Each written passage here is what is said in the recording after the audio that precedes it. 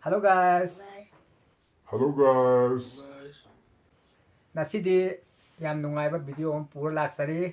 Ai kuira mayam video so ai reaction tawjadaba adu nasidi video on pura ga mayam gi damakta khallaga ai pura laksari adu video gi maming do koi gi channel do BT Kopan haibni ko adu mai gi channel ne adu mai channel su mayam subscribe to biramo ai mai gi link hapcharamge adu mai maming do video maming do hajirake happy birthday Thoibi best birthday gift hairi ko adu mai July 21 hairi adu mayam yang tamina se kuina su wang ngoi se sat aujan se timing laiti haiba aduna honai tawge adu yar fish ta thinjal laga mayam su thinjan biro yar fish hapsan biro horse timing laiti haiba aduna honai tawge adu yar fish ta thinjal laga mayam su thinjan biro yar fish hapsan biro horse haure nang in ba ngam dingam ni ko ngam da mera ko kana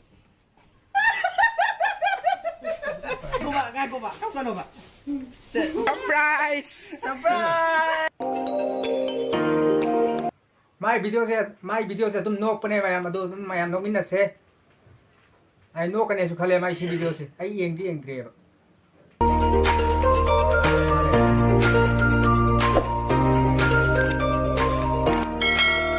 Hi guys ai jing ngak tang tum thore du ngasi ji Thoibi birthday ne ko Thoibi birthday ba gi yam chang to budi na te mi to pa chang ba corner gi chang thong chang ji kya ya na de ba ando ko inau pa si ai inau pa ne han man ado ma gi gift from le re Thoibi gi ne yam special ba yam no ning ba kam ning ko loi ne yam u ka ne ko oh kai da adu ne ba ha ka de ji kim se adu na hawen yeng ase ma na chang wa na sem se ba ne ko ni pul laga ado video se loi bu di phajana yem ni no ho section the bing mina se ko pia chang pia ba na tro Stop video thôi.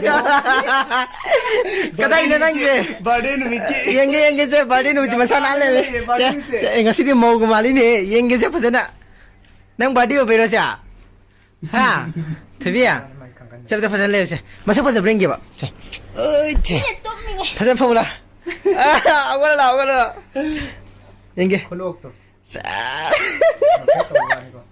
Ang tawon gini masya. Ang tanong gini green masuk sih kita pasal ni tahu wala itu. Padi pasal mai kangen kan ina khalle am tak inge se last na. Mau wala si mandra. Thoibi masak pasal ngam dia hau ke dai jo. Kita masih pasal si kan to.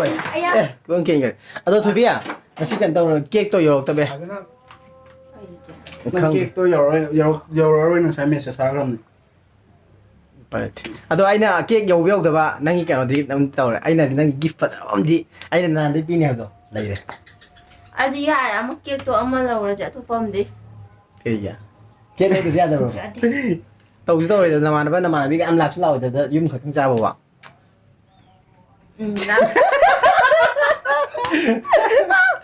Kan taw je pagi taw mai lak ni. Ado Soalnya tahu sih, lah kan dah, ya deh sih, aduh gift tuh, hon gift yang pasal mana, aduh nang nanti pam, aduh yang, atang dia tu, hong mana buka, aduh hasil yang betul ada, Give you fake tuh hon, apa ya tahu, aduh, mana hon tahu kata je, harau, ada ping, maming ja, aduh dia hadok kata, surprise, aduh ya deh, si orang adam ni si Hiram, mai si orang ni, aduh kau hon, macam aduh tim, makatan tam yang mina sih.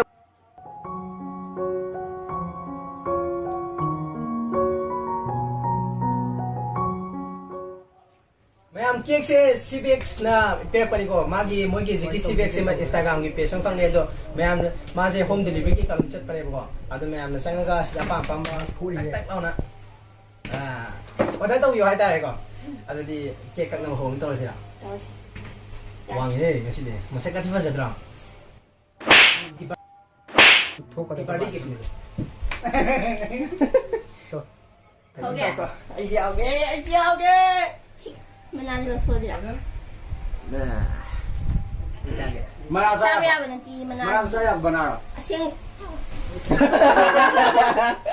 mana saya tu, Ade.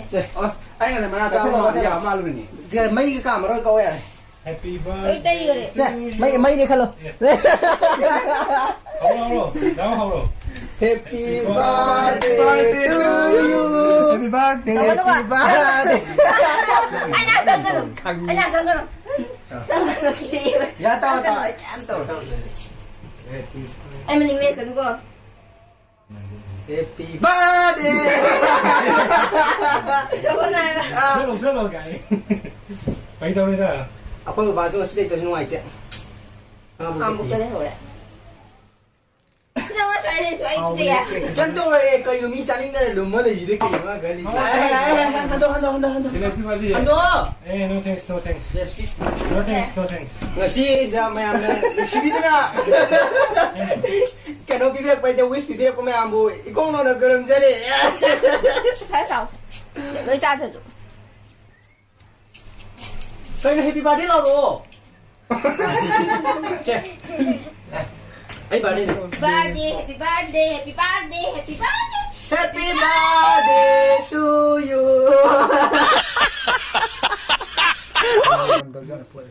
Oli saya nak Thoibi dah saya lagi pergi hari kan juga ama gift tu. Aduh pintar lagi apa? Mah harau deh. Mấy quần rồi đi ăn đâu. Pun dah ada gift surprise. Jalan nak ucap ni. Nam. Cái chết rồi. Betul dah pak, sudah boleh. Hey, nasin tiba kadang mau dah kadu kumpa. Pak. Phải xin. Ya. Gift. Hey ma. Tiba cakap di mana? Dah. Dah sudah cuci. Sudah. Alhamdulillah. Aziz gift. Gift. Ini. Full dulu. Surprise, hanggo. Nang anh pam terus macam mana je? IT dengan kau dan tinggi. Mau IT apa? Cái giấy như vậy. Ini ni, saya pun macam ini mau ada ini. Mana yang pam jeram bakpon ni bak. Nang siap nak pam bak. Ini hadi mana tahu betul siapa? Nang mau first logo di sini. Cái nó đủ. Ada mau sih logo. Nang sini mau dengan Xin muda. cho bà xin đôi này này. Ada di. Xin nó mà đã bây giờ. Sini kita asyik bagai. Xin đi.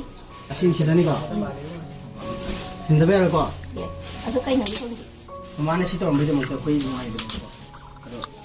Nang sih orang beda kau ini nak ini.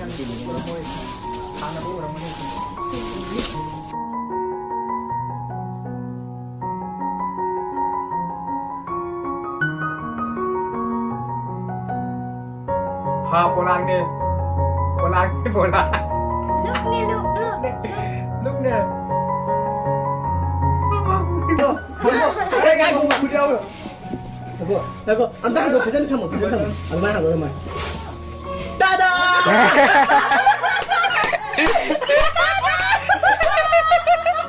Nên aku nak mau sendiri nang bazar tak lupa. Sidang ngaco si kai kok. Ako si Kai no, tu Si pam tu kayo. Nah si pam tu kayo. Rất kìa. Anh cái giật kìa. Mang cái thằng. Nên là mi cái tiền mà sao được vậy? Pam ni ko. Ya ni. Eh, simpang ni, saya sombra. Xin ông kể. Sisi na dagu men ya humang mo man wa na tam na po ne sisi na. Dạ đây tụi mình không? Pwede si dagu men humang mo man wa tam ma nang gidong ka ni.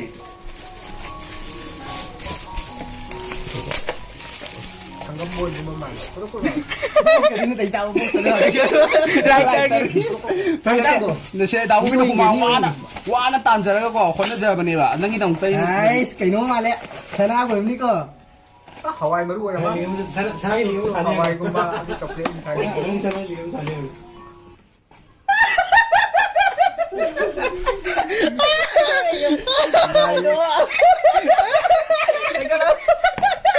Happy birthday to you. Ông đã qua mình ra kìa.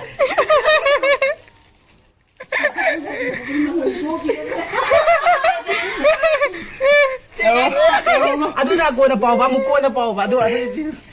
Cấp tu đi. Ini. Tapi lah gitu. Ni sibi kita mak. Cấp tu. Kerja ya? Ngai ko ba? Kau kan ba? Ayah. Kerja. Không thì hiền đi trong con giật kìa vậy.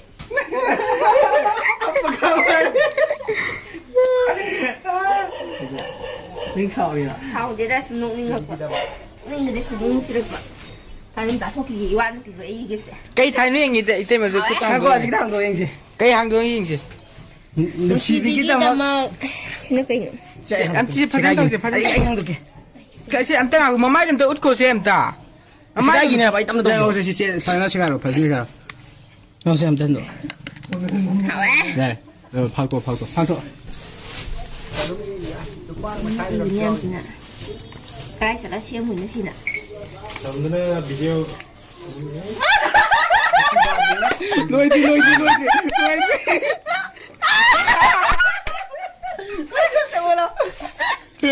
bao xí bao xí bao chơi chơi biết xí bao xem tao bao vậy bây giờ này lau nó bao vậy thả lau nó bao này thấy chưa lau nó bao là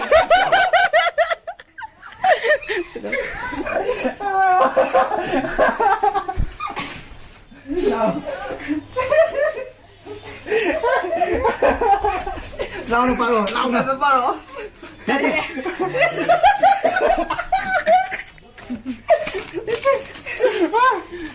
Dang dang! My dear ex. Happy birthday, Thoibi, my dear ex!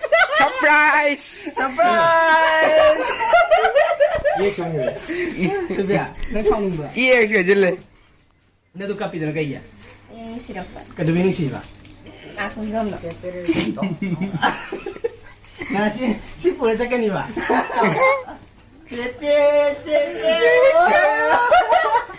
마성이 말해. 마성이 말해. 아, 씨 알아야 하는 거야. 난 kapani siya diri. Mama pinga sa idi kapa mo ni ko. Ado kam kay di pare. Mga siya maharaw na kape do. Kumago tare. Yung mama lupe. Siya inaw pangatan ni ko. Oy chao ba ni yung jealous pi udre. Ado maje aina jiki do pi do maje haraw ba jane ko. To bi kay khala. 감사해요 haraw mandra maje amang khali sina atai de khan ba jane ko. Ado thumuk pi re mathang da mangan gumo pisan ba jida maje chawning ba jane ba. Tom kalag ba. Ado di maya. Dagun ye awaman kemarin humang man awan tan mo pisa ni. Itay mo hidang tapigin. Se ado di maya bye bye. Bye. Bye.